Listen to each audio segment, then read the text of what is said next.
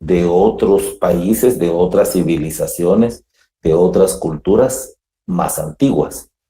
Y ellos también, por ejemplo, los europeos no son las civilizaciones más antiguas, hay otras, los sumerios, etcétera, los griegos, los romanos, que pues, son civilizaciones más antiguas que heredaron también todo este tipo de, de enseñanza de una generación a otra.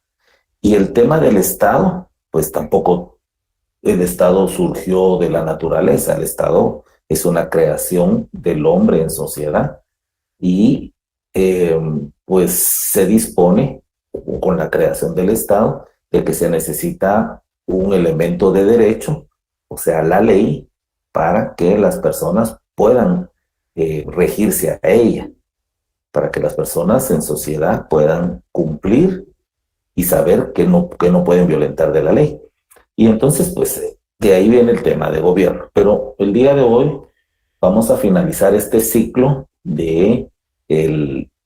cuando hablamos del tercer elemento, hablamos del elemento derecho, hablamos del elemento ordenamiento jurídico. Como se los he dicho, ordenamiento jurídico que viene de la palabra orden y jurídico de derecho. Entonces, un derecho ordenado, algo, una norma jurídica ordenada. El derecho es orden, el derecho es certeza jurídica, eso lo repito siempre.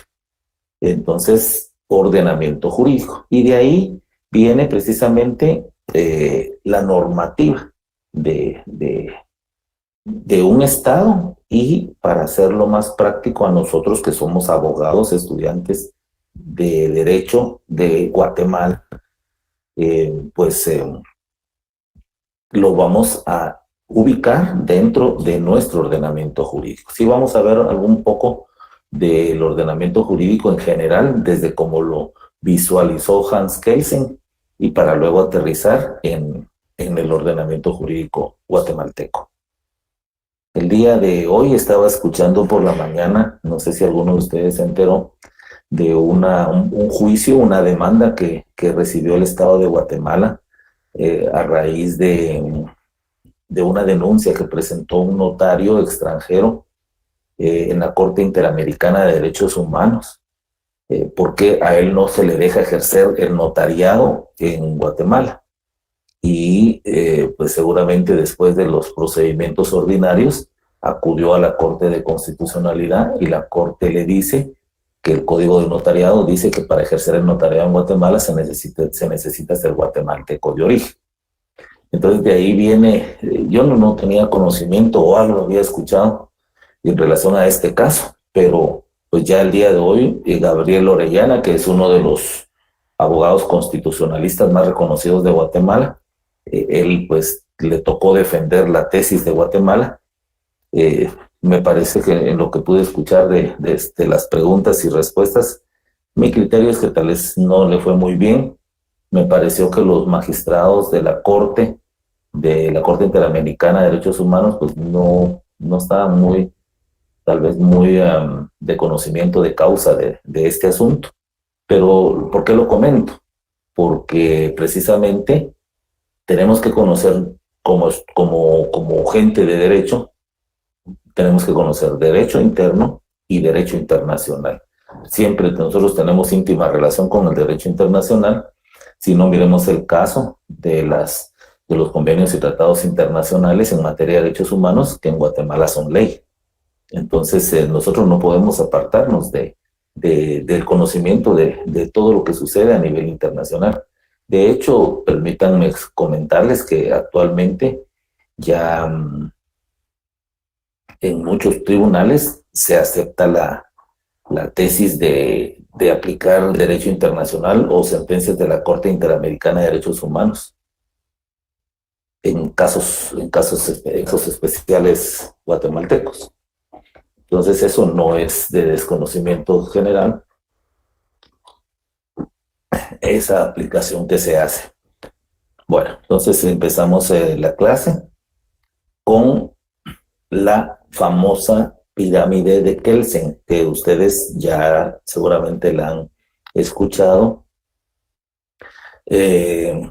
A Hans Kelsen nosotros lo hemos mencionado mucho en este curso, por dos principales razones a mi criterio, o más tal vez. Primero, Hans Kelsen es el creador del derecho positivo. Hans Kelsen es el creador de la jerarquía de la norma. Hans Kelsen es el creador del primer tribunal constitucional, o sea, el sistema de control constitucional concentrado o europeo, o kelseniano o austríaco. Él fue parte de ese primer tribunal constitucional. Él es del criterio que el control de la jurisdicción constitucional debe estar a cargo de un tribunal especializado. O sea, veamos el aporte que Hans Kelsen le ha dado al derecho en la humanidad del siglo pasado para el actual. Y pues sería interesante que un día tomemos unos 15 minutos para conocer un poco más de la vida de Hans Kelsen y poder profundizar en ello. Bueno, según esta gráfica, esta famosa pirámide, que nos sirve para ejemplificar mejor cómo dentro de un ordenamiento jurídico se ordenan las normas desde el punto de vista jerárquico, o sea, de más jerarquía o de más poder a menos jerarquía o menos poder. Vamos a ver si me dejo ingresar a alguien en este momento.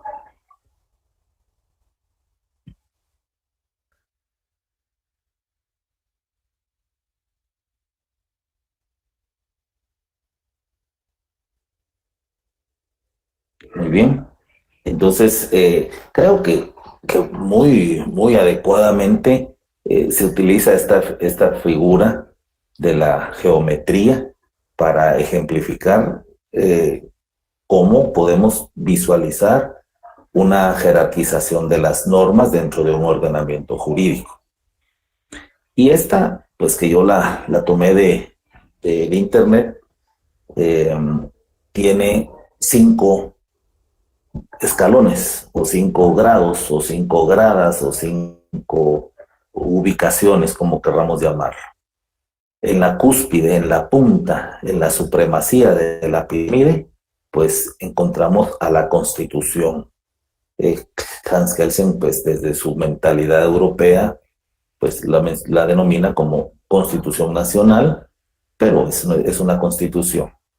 Luego, en el segundo escalón o segundo lugar, ubica a la ley orgánica. En el tercero, en el orden de jerarquía, a la ley ordinaria o decreto ley. En el cuarto escaño y penúltimo en el orden de importancia y de jerarquía, a los reglamentos. Y al final, las ordenanzas municipales. Estas evidentemente pues varían de esa idea original de Kelsen a la aplicación a los casos concretos en los determinados estados. Aquí en Guatemala, por ejemplo, pues no es tan como Kelsen la ubicó.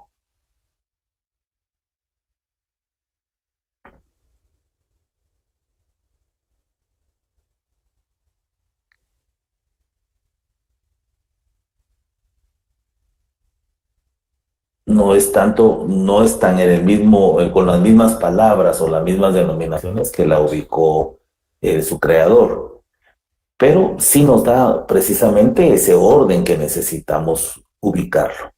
¿Y por qué lo necesitamos ubicar? Porque ustedes ya en el ejercicio del derecho, en el ejercicio de las profesiones, tendrán que ubicar que un reglamento, por ejemplo, lo vemos de abajo hacia arriba. Un reglamento que está en color amarillo jamás va a ser superior a una ley ordinaria. Jamás va a ser superior, por supuesto, a una constitución. Pero miremos que sí va a ser superior a una ordenanza municipal según esta original pirámide, o a una individualizada, ¿verdad? Como lo regula nuestro ordenamiento jurídico. Entonces, precisamente se hace en escala de jerarquías. Y es importante también mencionar por qué de lo más pequeño a lo más amplio, porque constitución es una, porque según la pirámide de Kelsen, leyes orgánicas son más y leyes ordinarias son más todavía y reglamentarias son, o sea que entre menos jerarquía tiene la norma, son más en su cantidad. Las individualizadas, que acá están en color verde como ordenanzas municipales, son una gran cantidad, porque ahí encontramos contratos entre particulares, podríamos encontrar resoluciones judiciales o administrativas, o municipales, como lo ubicó, lo visualizó Hans Kelsen desde un inicio. Entonces se puede imaginar, eso es mucho más que, por ejemplo, leyes ordinarias, inclusive más que reglamentos, ¿verdad? Entonces, esto pues no es de sorprendernos. Bueno, ahora continúo con la explicación y aquí se menciona evidentemente que para explicar de mejor manera una jerarquía de las normas se utiliza la famosa pirámide de Kelsen. Con esta se ejemplifica, en primer lugar, de que lo más alto de la cúspide de una jerarquía normativa es la Constitución. La Constitución es la norma que prevalece sobre leyes, reglamentos y otras normas individualizadas. La Constitución siempre va a estar en la cúpula, salvo criterios que ya se aplican en los estados determinados. Esta es la idea original de Kelsen.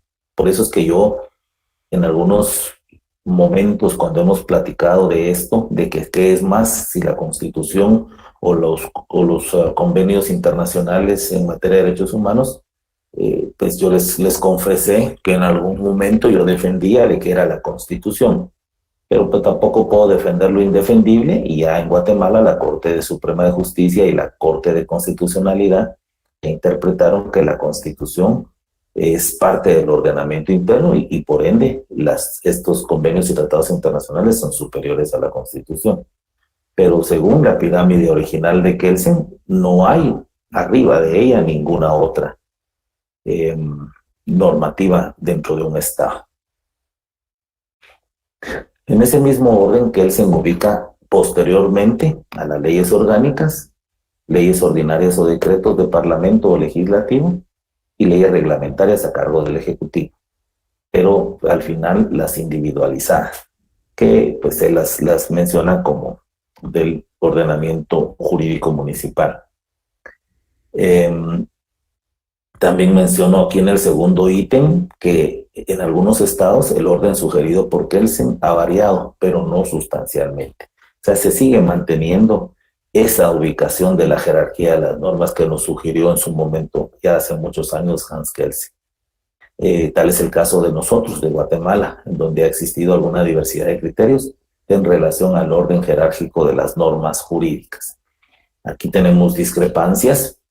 Acabo de mencionar el tema de los convenios y tratados internacionales en materia de derechos humanos, pero también hay otro tema muy álgido que hablábamos hace poco, y es el bloque constitucional. Si los convenios y tratados internacionales forman parte del bloque constitucional, si Guatemala tiene un bloque constitucional o no. Inclusive algunos ubican dentro de este bloque constitucional a las leyes de rango constitucional, que son las famosas ley de amparo, exhibición personal y de constitucionalidad, ley de la ley electoral y de partidos políticos, la ley de orden público y la ley de emisión del pensamiento. Y las ubican como dentro del bloque constitucional porque su origen es otro. Su origen no es evidentemente legislativo, su origen es de un poder constituyente. Eso ya lo hemos platicado, pero sí me voy a referir a eso en la clase de hoy nuevamente. Para Kelsen, la Constitución significa la fuente de validez formal de todas las normas secundarias que componen el derecho positivo. En el lenguaje de Kelsen, la fundamentalidad de la Constitución significa también que es la fuente de validez formal de todas las normas secundarias que componen el derecho positivo.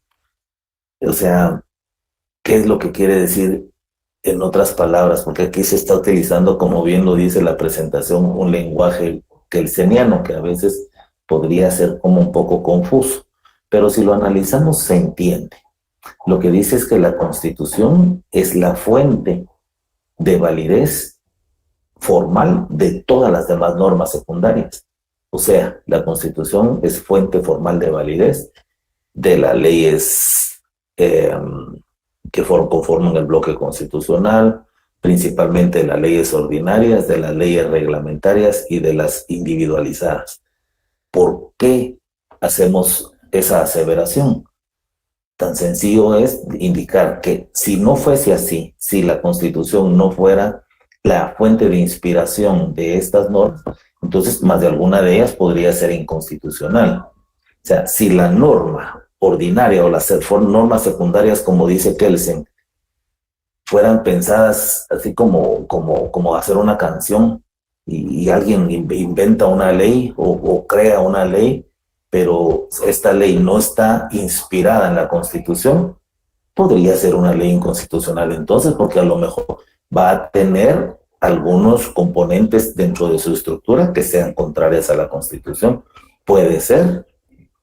Pensemos en una norma constitucional como, por ejemplo, el derecho de petición. Se me ocurre ahorita por mencionar alguno. Y pensemos que alguna norma ordinaria dijera de que ninguno a quienes les va a regir esa ley tiene derecho de pedir algo relacionado. Entonces, si le está generando el derecho de petición a los gobernados, está violentando un derecho constitucional. Entonces, no puede. Si se violenta uno de los derechos que la Constitución garantiza, uno o más, es nula de pleno derecho ipso iure.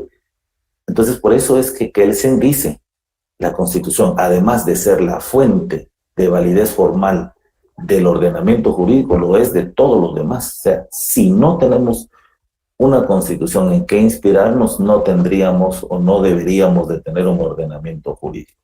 Y por eso es que existen tantas reglas para proteger precisamente eso. Todo lo que contradiga o tergiversa o vaya en contra de lo que la Constitución dice, debe ser expulsado del ordenamiento jurídico.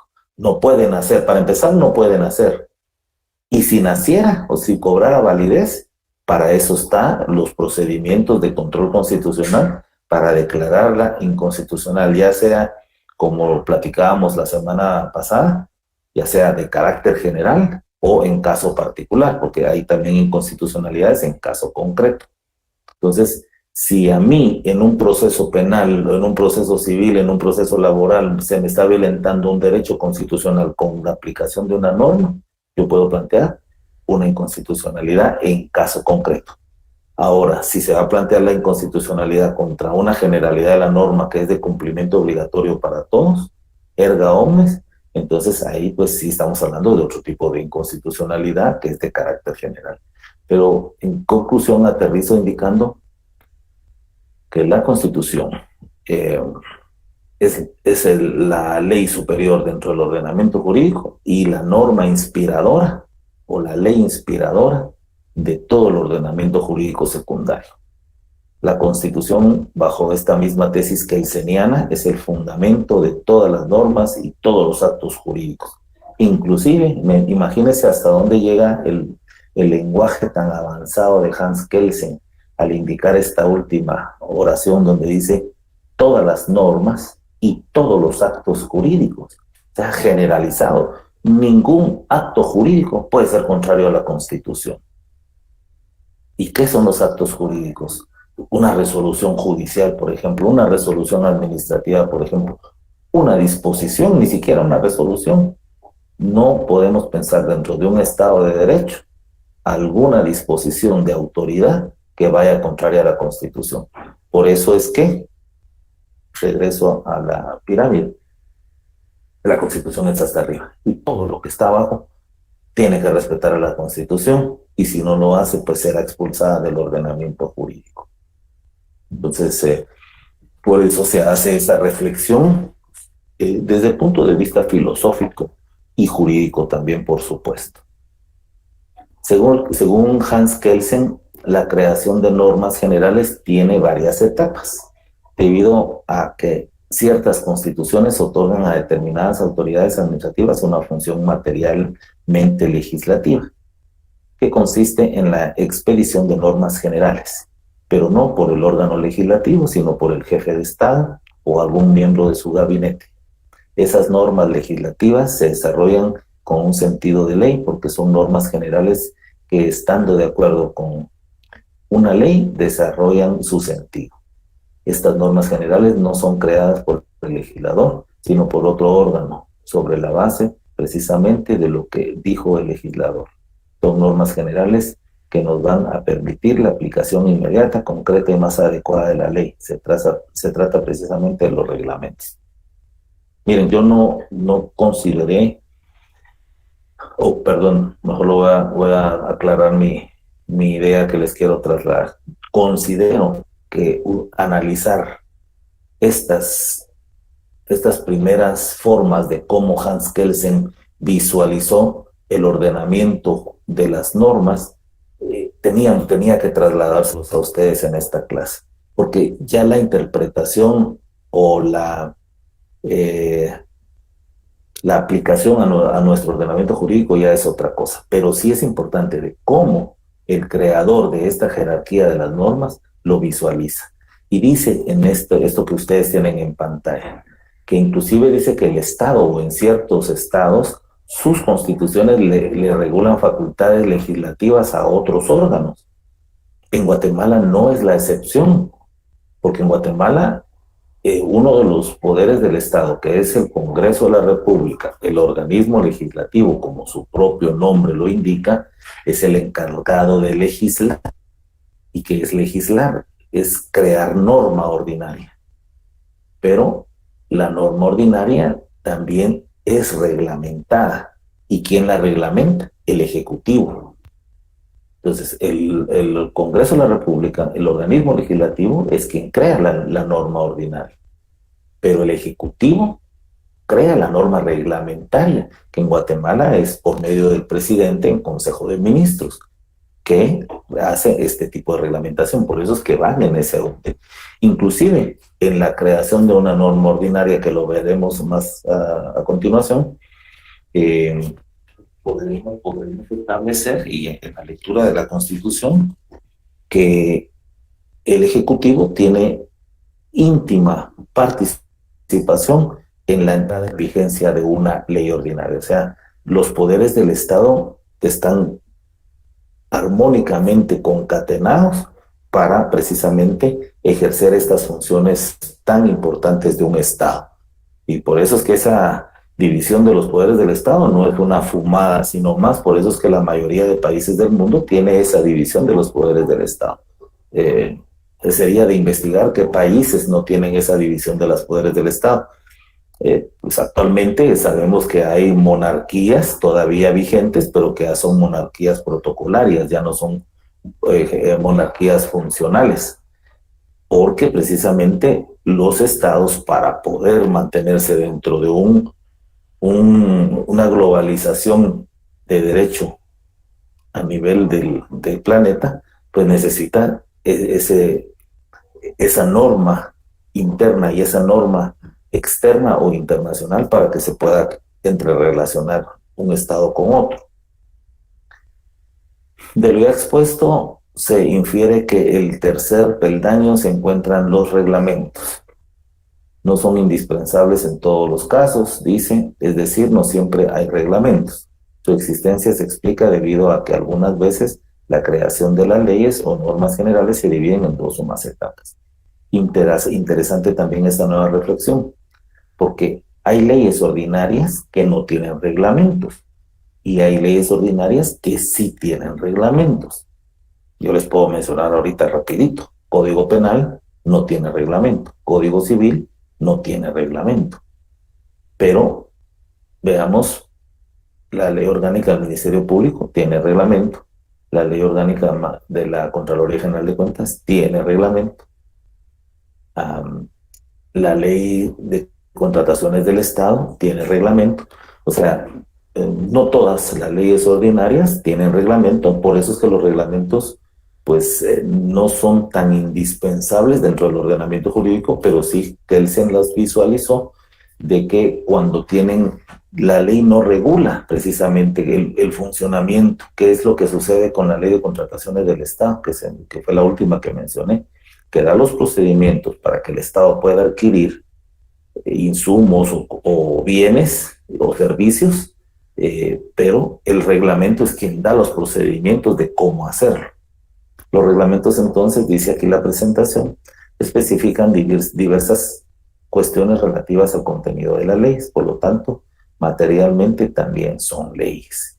Son normas generales, pero a nivel inferior al de las leyes ordinarias, y deben ser acordes con sus propias leyes, y formalmente son expedidas por autoridades administrativas. En Guatemala, el presidente en Consejo de Ministros, y las propias instituciones del cual se trate, por ejemplo, la Ley Orgánica de la Contraloría General de Cuentas, pues su reglamento es creada por la propia institución. Por eso es que se concreta en indicar que son creadas por autoridades administrativas, ya no legislativas, aunque, insisto, tienen facultades legislativas. Miren, una institución muy cercana a nosotros, a ustedes y a mí, es la propia Universidad de San Carlos de Guatemala, que está contemplada en la Constitución y establece que la Universidad de San Carlos de Guatemala se rige por la Constitución de la República, pero también dice que se regirá por su ley orgánica, por sus estatutos y por sus propias normativas.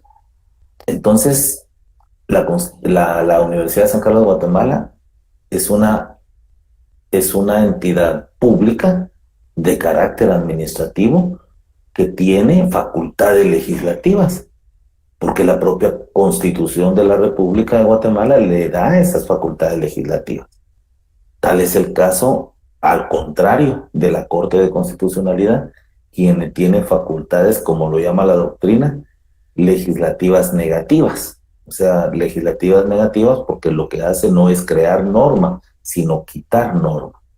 No es crear nuevas normas, sino de las normas ya creadas, quitarlas, arrancarlas o expulsarlas del ordenamiento jurídico. El cuarto peldaño, o sea, en la jerarquía de las normas hasta abajo, en la parte más amplia, en donde hay más, encontramos las que nosotros pues la conocemos como individualizadas. Normas individuales creadas bajo las bases de normas generales. Y la doctrina nos regula que existen dos tipos de actos individuales. Ambos implican la aplicación específica de normas jurídicas. Por una parte, el acto judicial y por la otra, el acto administrativo en sentido amplio.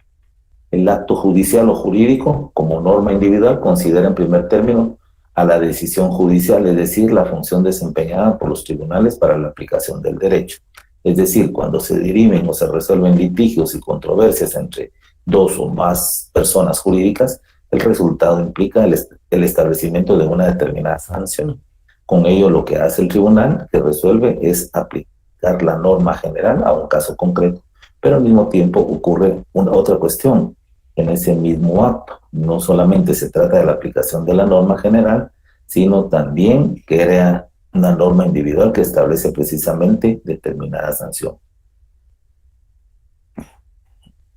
Esta definición doctrinaria pues nos refiere que las normas individualizadas pueden ser o tipo jurídico o tipo administrativo, pero ya hemos contemplado dentro de las individualizadas, más allá de las administrativas y de las judiciales. Porque, por ejemplo, si un juez del orden civil me ordena, por ejemplo, pensemos del orden de civil de familia, me ordena al cumplimiento del pago de una pensión alimenticia, ese convenio o esa sentencia o esa resolución judicial es una ley de carácter individualizada, es una norma que debe de cumplirse porque fue llevada a cabo mediante un debido proceso. Si por el contrario, veamos una administrativa, viene la Municipalidad de Guatemala y me impone una multa porque yo construí sin autorización municipal, sin obtener la licencia de construcción, pues esa resolución de carácter administrativo tiene facultades coercitivas y es una norma individual o individualizada porque me está castigando a mí en lo personal. Si a mí me castiga una resolución judicial o una resolución administrativa, o no pensemos castigo, inclusive me absuelva o me regule un comportamiento, eso me aplica a mí y no le va a perjudicar a usted. Es individualizada. Podríamos contemplar también dentro de este tipo algunas, como por ejemplo los contratos. Pacta sunt servanda, el principio que lo pactado entre las partes es ley. Y si es ley, es parte del ordenamiento jurídico. ¿Cómo podemos pensar que un acuerdo de voluntades que es parte primordial de un negocio jurídico no sea considerado como una ley? Por supuesto, es ley entre las partes, ¿verdad? Precisamente por eso les mencionaba el aforismo latino, pacta sunt servanda. Lo pactado entre las partes es ley entre ellos. Y aquí encontramos precisamente esa gran generalidad y la doctrina pues nos podría mencionar muchos otros, por ejemplo, los pactos colectivos de condiciones de trabajo, los reglamentos interiores o internos de trabajo, por mencionarles algunos, o inclusive los contratos colectivos de trabajo que van a regular a determinado grupo de personas, pero no son a la generalidad. Las individualizadas solo es para determinado sector, para algunos, para varios, o para uno, o para otro, pero no para todo el país, no es para toda la población, es solo para cierto sector. Siempre hablando de lo de la función judicial, que menciona aquí de Kelsen, que dejó en claro que la aplicación de las normas jurídicas implica llevar la norma en abstracto a un caso en particular, lo cual lo explica de la siguiente manera. La norma general sobre ciertos supuestos abstractos alcanza ciertas consecuencias determinadas también de manera abstracta. Tiene que ser individualizada y concreta a fin de quedar en contacto con la vida social y de aplicarse a la realidad. Para este efecto es necesario determinar en cada caso si las condiciones señaladas en abstracto por la norma general se encuentran presentes en la realidad a fin de que sea sancionada abstractamente por la norma general y pueda ser ordenada y ejecutada en concreto. Lo que mencionábamos anteriormente, ¿verdad? Entonces, de las decisiones judiciales, las decisiones administrativas o los acuerdos que las partes hagamos en lo particular, devienen de normas generales, por supuesto. Yo no puedo celebrar un contrato de arrendamiento con un inquilino para alquilarle mi propiedad si eso no existiera ya en una norma ordinaria. Para empezar, si nos vamos más hasta arriba, la Constitución garantiza la propiedad privada. Bueno, desde ahí hay una base al ejemplo que les estoy poniendo ahorita. La Constitución garantiza la propiedad privada. Luego, el Código Civil refiere qué es propiedad y el derecho de propiedad basado en la Constitución, en el libro segundo del Código Civil. Pero si nos vamos más al caso concreto, en el libro quinto, parte especial, nos va a hablar sobre las obligaciones. ¿Qué es un contrato? Son derechos y obligaciones recíprocas en base a un acuerdo de voluntades. Yo tengo el derecho de ser propietario y de recibir una renta, y el inquilino tiene el derecho de recibir la cosa, el inmueble, para su uso, goce y disfrute. Y tiene la obligación de pagar una renta. Yo, por mi parte de propietario, tengo la obligación de ceder la posesión de mi propiedad.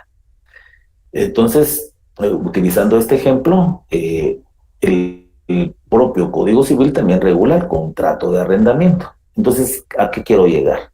Que es lo que menciona Kelsen. Toda disposición individualizada proviene de un caso general.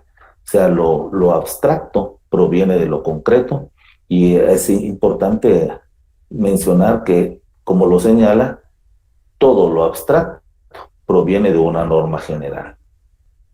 Ahora ya entrando más en materia, porque si ustedes se recuerdan, cuando hablábamos de la jerarquía de las normas, según la pirámide de Kelsen, que teníamos en la presentación el día de hoy, y vemos lo que tenemos en pantalla. Aquí encontramos algunos que no están allá en la original. La que sí se encuentra, bueno, las que no se encuentran, las puse con un asterisco al final.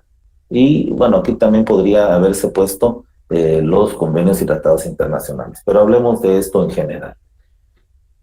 Según esa pirámide, según esa ilustración de la jerarquía de las normas, la Constitución está en la cúspide.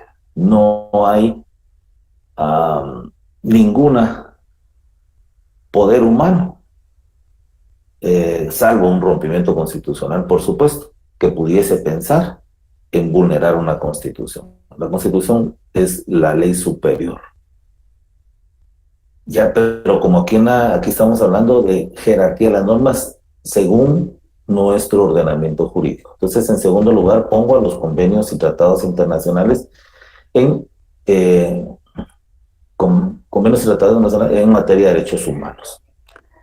Aquí viene nuevamente la discrepancia, que si el convenio es superior a la Constitución, sí, pero no lo podemos, dentro de la jerarquía de las normas, ubicarlo arriba. Siempre la Constitución va a estar en primer lugar, los convenios y tratados internacionales van a estar después y van a ser superiores a la Constitución, en todo caso no a la Constitución, sino al derecho interno, según regula la propia norma, la Carta Magna, cuando se refiere a materia de derechos humanos.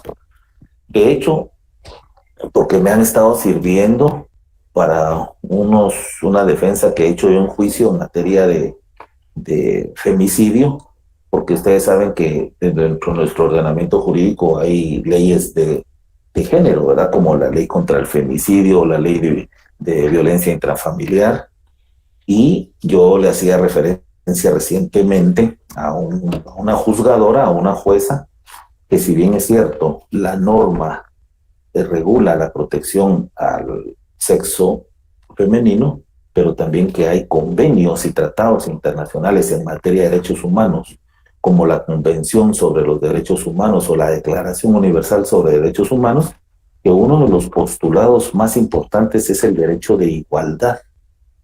El derecho de igualdad. Y entonces, ¿qué significa el derecho de igualdad? Que un varón, por el hecho de ser varón, no se le pueden violentar derechos humanos, porque hay una norma ordinaria que regula que va a ser tutelar de la mujer. Igual podríamos mencionar en materia de trabajo, donde las leyes laborales guatemaltecas regulan por sus propias disposiciones, considerando y puntos filosóficos que serán tutelares al trabajador, pero eso no significa jamás violentar el derecho de igualdad, que es regulado por convenios y tratados internacionales.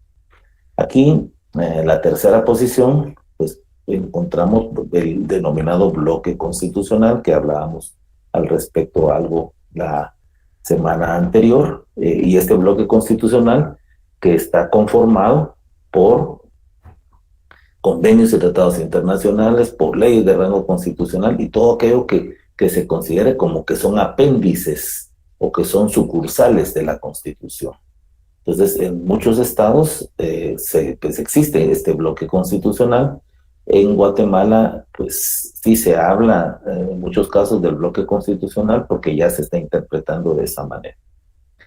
En la siguiente, con asterisco y leyes de rango constitucional, que ya les hablé de esas al principio de la clase de hoy y también lo hemos hablado en otras ocasiones, que son 4 sui generis leyes que se les ocurrió a los asambleístas constitucionales, o sea, al poder constituyente,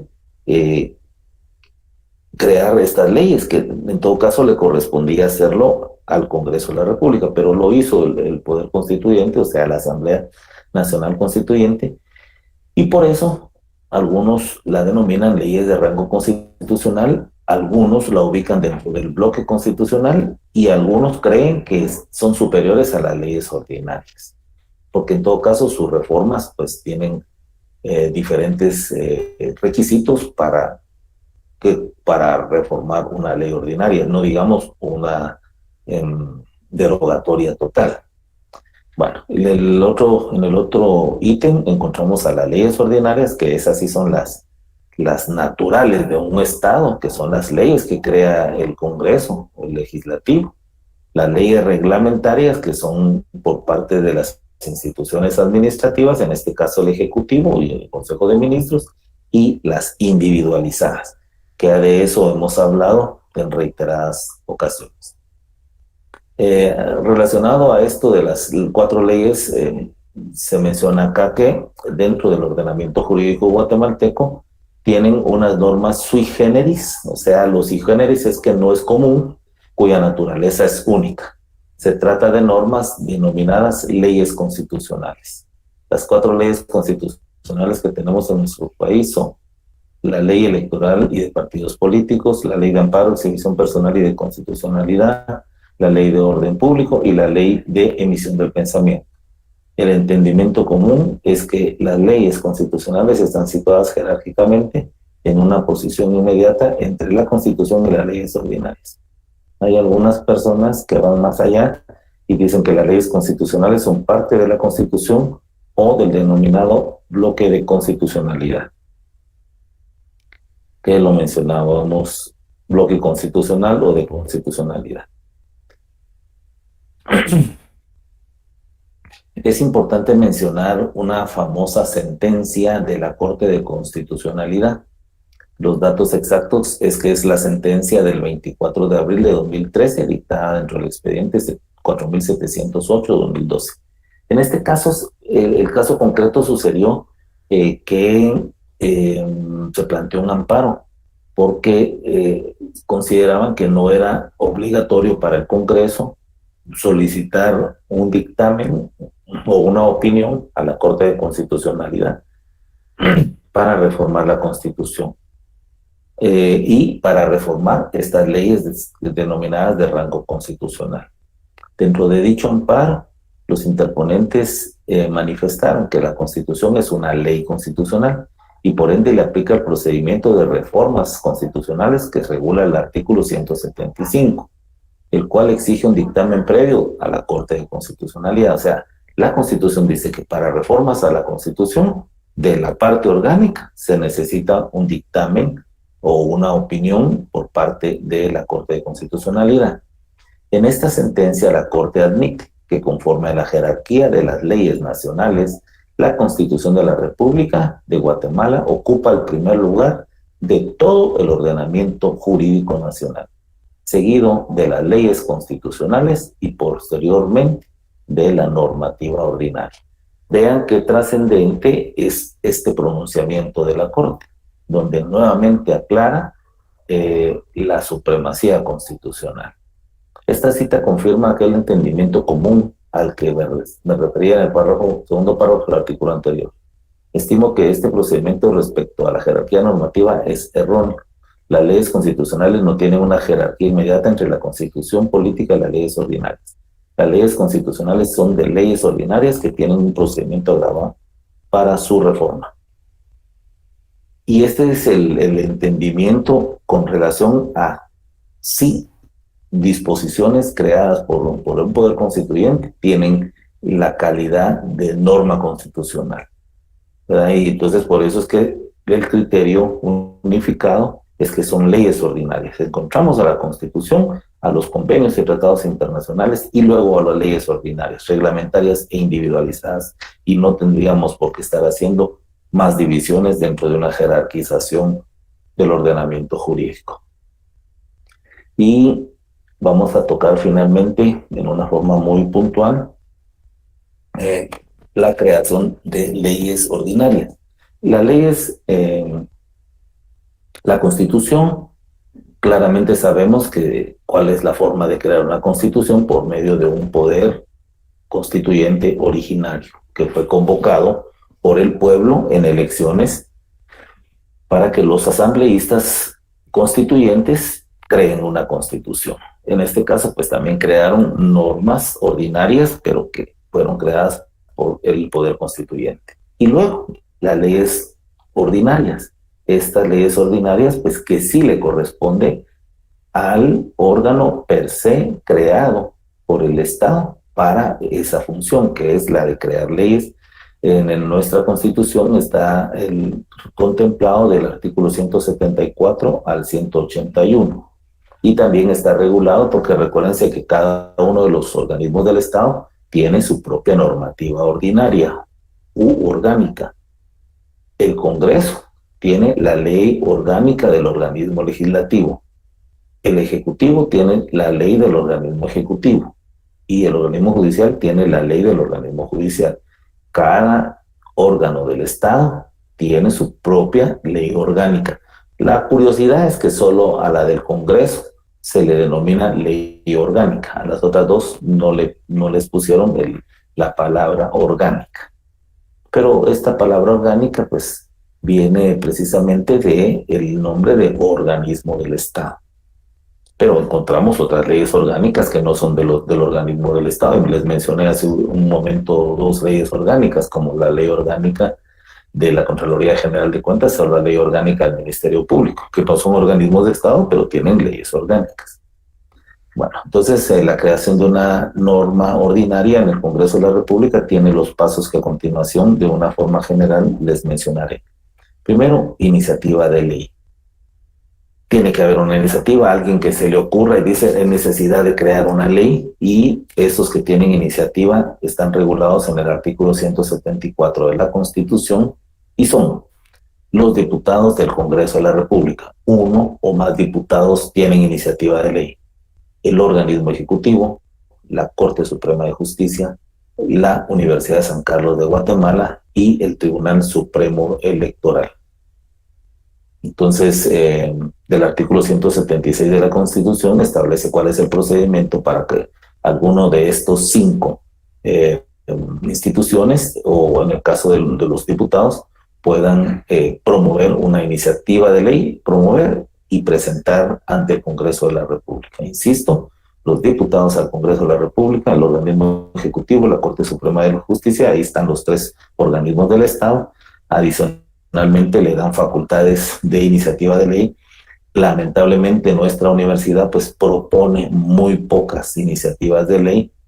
Tiene una dependencia de iniciativas de ley, pero pues según escuchamos, pues no propone, y creo que esa fue el espíritu de la norma constitucional, de darle facultades de iniciativa de ley a la Universidad de San Carlos de Guatemala. Y creo que igual sucede con el Tribunal Supremo Electoral, que propone muy pocas iniciativas de ley. El artículo 176, pues como mencionaba, establece la presentación de una iniciativa de ley, y en el artículo 109 de la Ley Orgánica del Organismo Legislativo también se regula la presentación de la iniciativa de ley. Luego de la presentación está la dirección legislativa, le da lectura a la exposición de motivos ante el Pleno Legislativo. La exposición de motivos es aquel preámbulo o aquella introducción que el que está proponiendo la iniciativa hace para convencer o para justificar por qué es necesario la creación y entrada a discusión de este decreto o de esta ley. Acompaña los estudios técnicos y documentos por escrito y en forma digital, y se presenta a la dirección legislativa. El segundo paso es que la dirección legislativa le da lectura a la exposición de motivos ante el Pleno Legislativo. El tercer paso, el Pleno Legislativo remite el proyecto o iniciativa de ley a la Comisión de Trabajo respectiva, depende de cuál sea el ramo que está tratando esta iniciativa. Cuarto paso, la Comisión de Trabajo estudia el proyecto o iniciativa de ley. El quinto, la Comisión retorna el proyecto con dictamen y enmienda a la dirección legislativa en 45 días. Y el sexto paso, la difusión, o sea, la publicidad del proyecto o iniciativa de ley. Luego entra al Pleno del Congreso para su deliberación en discusión en 3 sesiones en días distintos. 3 sesiones en días distintos. Yo no sé si ustedes han tenido la oportunidad de escuchar, parecer irrisorio, pero como el secretario de la Junta Directiva del Congreso lee estos decretos, estas iniciativas, y lo lee en una forma rapidísima, como que fuera, como lo hemos tal vez escuchado en otros casos, a los que están haciendo una subasta, y leen rapidísimo, pero es porque es obligación legal leerla, pero no dice tampoco que se deberá leer en una forma clara, ¿va? Entonces, como una anécdota de que si le hacen este cumplimiento de las 3, la discusión en 3 sesiones distintas, en viva voz ante el Pleno de Diputados del Congreso.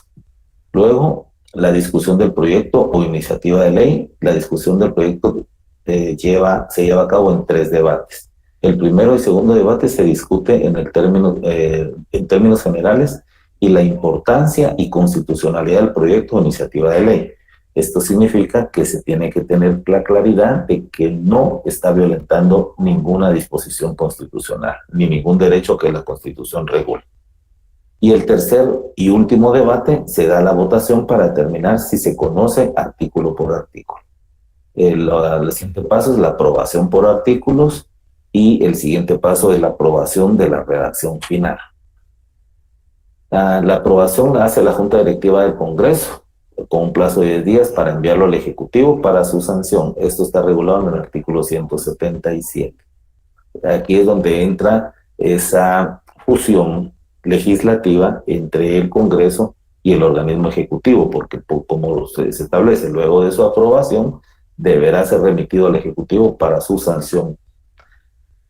Entonces, este décimo paso es que se remite el decreto o iniciativa de ley al organismo ejecutivo dentro de los 10 días de su remisión para su aprobación y redacción final. Ya el Ejecutivo lo sanciona y esa sanción se le denomina aprobación. Se da luego de la aprobación dentro del plazo de 15 días de acuerdo al Consejo de Ministros y se devuelve al Congreso con las observaciones si las hubiere. Esta facultad no es absoluta cuando se da el desacuerdo de los ministros, según lo regula el artículo 177 de la Constitución. Además, se deben de observar los requisitos del 178 y 179. Finalmente, después de la sanción, puede el presidente vetar el decreto, o sea, oponerse en una forma total o parcial. Si no hubiese veto, sino que únicamente sancionara, y entonces y luego de su última redacción se dará paso a la publicación de conformidad con los artículos 177 y 179 de la Constitución, que es dar a conocer a los gobernados, a la población, a la generalidad sobre este decreto que están haciendo. En la orden solemne emitida por el presidente de la República o en su defecto por el Congreso de que sea cumplida una ley del país. Esta es la promulgación, la publicación se realiza en el Diario Oficial o Diario de Centroamérica para poder dar a conocer a la población la ley que entrará en vigencia. El término vacatio legis es aquel periodo que existe entre la publicación y la entrada en vigencia del decreto. Normalmente es la costumbre que los decretos entran en vigencia 8 días después de su publicación, pero pueden ser más o puede ser entrada en vigencia inmediatamente. Recuerdo el caso del Código Procesal Penal que está vigente en Guatemala, que tuvo un periodo de vacatio legis de 1 año. Otros, como les menciono, son de 8 días y algunos que así se establece dentro de la propia normativa, que es inmediatamente. Vigencia 8 días después de la publicación en el Diario Oficial, a menos que la ley restrinja el plazo o lo amplíe. según se establece en el artículo 180 de la Constitución, y finalmente la entrada en vigencia de la ley, o sea, el cumplimiento obligatorio de la ley, y es lo que se denomina que la misma ya surte efectos jurídicos para los gobernados. Entonces, este tema de la creación de leyes ordinarias, pues tendrán ustedes que seguramente profundizar en ello, en derecho administrativo, en derecho constitucional, pero no podía dejar pasar también la oportunidad de mencionarlo en esta teoría del Estado, porque estamos hablando del elemento del Estado de Derecho, del elemento de normativa jurídica, y cómo la normativa jurídica también tiene que estar ordenada, regulada y cumplir con los procedimientos establecidos por la ley. Entonces, por eso consideré importante, en una forma muy general, pues pasar esta creación de una ley ordinaria.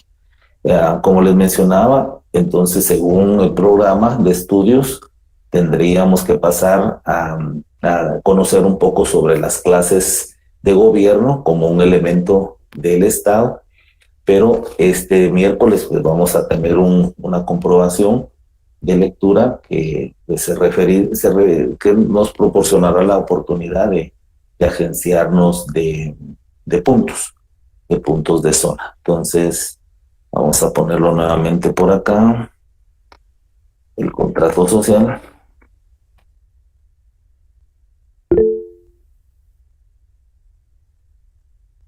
El contrato social de Juan Jacobo Russo.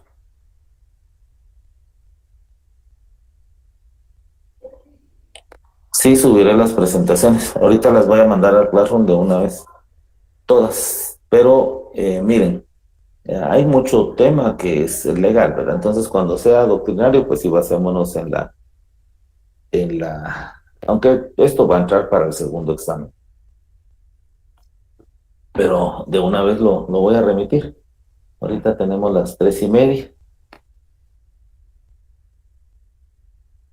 La comprobación de lectura tendrá valor de 10 puntos. ¿Alguien desea hacer alguna pregunta en el micrófono? Yo, buenas tardes. A la orden, Carlos. Perdone, licenciado, solo una consulta. Una pregunta, perdone. O sea que las leyes que usted nos habló que tienen para algunos juristas, decía usted, rango constitucional, para ser reformadas, ¿tiene que ser por una Asamblea Nacional Constituyente o puede ser el Congreso de la República que puede reformarlas, perdone? Sí, gracias por la pregunta, muy buena pregunta. No, puede ser el Congreso de la República. Lo que recuérdese usted que la Constitución, hablando de Constitución, únicamente puede ser reformado aquellos artículos que no son pétreos, pero que son parte de la parte dogmática, valga la redundancia, solo por una Asamblea Constituyente. La parte dogmática es la que contempla todos los derechos humanos fundamentales que gozamos en Guatemala, en nuestro país, en nuestro estado. Ahora, la parte orgánica y la parte la parte práctica o pragmática, esas sí pueden ser modificadas, reformadas por el Congreso de la República. Entonces, a eso se refiere de que las leyes de rango constitucional pues tienen que seguir los mismos procedimientos por medio del Congreso de la República. O sea, no es necesario la convocatoria de una asamblea constituyente. Gracias, licenciado. Bueno, Carlos, Nicole López. Buenas tardes, licenciado. Solo me quedó duda. Las 4 leyes que mencionó, la electoral, el de amparo, orden público y emisión del pensamiento, ¿sí forman parte del bloque constitucional? Fíjese que hay criterios encontrados, porque en lo personal yo considero que no existe un bloque constitucional en Guatemala, pero ya los tribunales de justicia en Guatemala sí están considerando de que forman parte de un bloque constitucional. De hecho, los convenios y tratados internacionales los consideran como parte de un bloque constitucional, lo cual considero yo que no es necesario porque la propia Constitución establece que dichos convenios ratificados por Guatemala son superiores al ordenamiento interno. Entonces, en lo personal considero que no hay necesidad de que conformen un bloque constitucional. Pero atendiendo a su pregunta concreta, sí están siendo considerados como un bloque constitucional. Muchas gracias, licenciado. Tiene otra naturaleza. Muy bien, Nicole.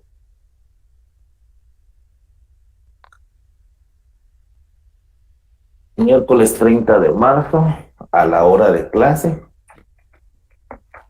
que es como una clase normal. Acuérdense que no es un examen, ¿verdad? Sino es una comprobación de lectura. Yo desde un inicio les había enviado las dos obras que teníamos planificadas leer durante este curso. Príncipe de Maquiavelo y el contrato social de Rousseau. Y pues espero pues que lo puedan ubicar en su classroom o haberla comprado en físico, ¿verdad? Que es pues bonito. A mí me gusta más leer en papel que virtual, pero pues eso ya lo dejo a criterio de ustedes. Entonces nos vemos el día miércoles, primero Dios, a las 2:15. Gracias, licenciado. Feliz tarde. Gracias, feliz tarde a todos. Feliz tarde, licenciado. Muchas gracias.